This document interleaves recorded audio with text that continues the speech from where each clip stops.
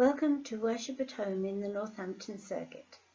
Today is the last Sunday before Advent, and it's the day that we celebrate Christ the King. In our John reading, Jesus has been arrested and is appearing before Pilate at his palace. The Jewish leaders were deeply threatened by Jesus, his popularity, his claims, his miracles, and the way his whole life challenged them at every turn. They maneuvered, lied, and manipulated to get him out of their way. Their position was more important to them than their integrity. And they have brought him before Pilate, a people pleaser, unwilling to make an unpopular decision. He came so close to doing the right thing, but in the end he buckled under the pressure. For both Jewish leaders and Pilate, their kingdoms were about maintaining their status at any cost. Both Pilate and Jesus were people of immense power. One appears to display all the trappings of power, while the other seems to be devoid of it. Pilate questions Jesus at his palace, no doubt surrounded by the guards that he commands. In contrast, Jesus is under arrest and bound. He appears powerless.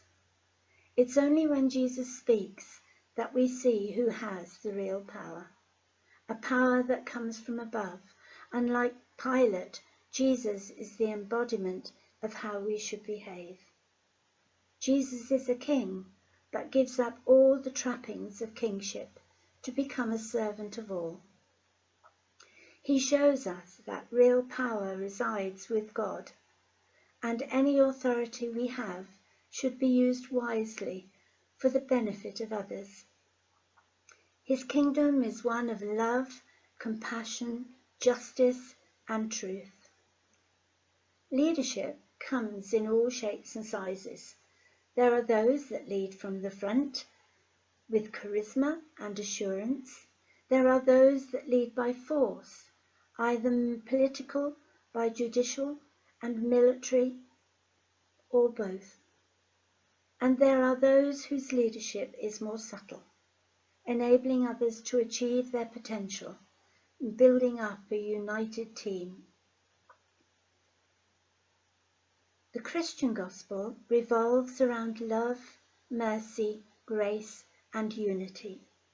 As Christians, we need to listen for Christ's voice in all we do, to look for ways in which to show God's love to all. In Christ, we have the greatest King, the King of heaven and earth, the King of the past, the King of the present, and the King of the time to come.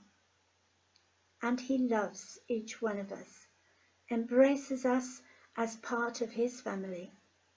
How great is that?